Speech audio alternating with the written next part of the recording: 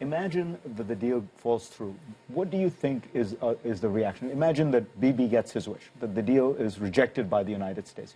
What do you think would be the reaction of the Europeans, the Chinese, the Russians? I mean, when you were Director of Policy Planning, these were your counterparts, you were dealing with them. What's their attitude? I think that's the worst outcome, is that there's no deal, and it's because of the United States. Because at that point, this coalition that we have pretty miraculously kept together, even the Chinese and the Russians and the Europeans, to keep sanctions on Iran, that coalition will fall apart. It will be seen that there was a deal, that the deal was imperfect but much better than no deal, that the United States, at the behest of Israel, blocked that deal, and at that point our competitors, other nations, will lift their sanctions, and we're going to be stuck with ours and with the ability of the Iranian government to continue progressing toward a nuclear weapon. There's no 0 hour in diplomacy. There was attempt at negotiations in 2009, again in 2010, 12. And so if this deal falls through, at some point people will regroup and rethink.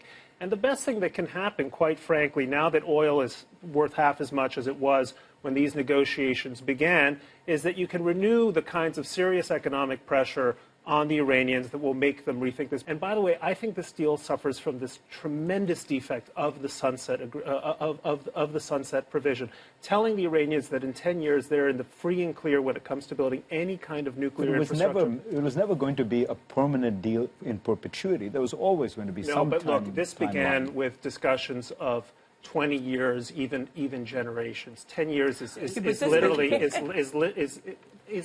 nothing. The goalposts have just retreated, and the West keeps moving towards the Iranian position. Yeah, the goalposts have moved precisely because we have not been willing to agree to a deal that would freeze it where it was. So they've gotten steadily more closer to getting a nuclear weapon, more centrifuges, more enriched uranium, and if we don't get a deal, there's nothing to stop them. By the time we go to the next round of negotiations, they will be even closer. And whether oil prices stay low or stay strong, there is not the appetite for this kind of massive economic pressure in other countries that are not as ideologically opposed to Iran as us, that are more dependent on Iranian oil, to imagine that we can get not just back to this coalition, but to a much stronger coalition, and that we will be able to retard the progress Iran has made in the interim. I just don't know anyone who seriously studies either Iranian politics or global politics vis-a-vis the other major powers in the world who thinks that's possible.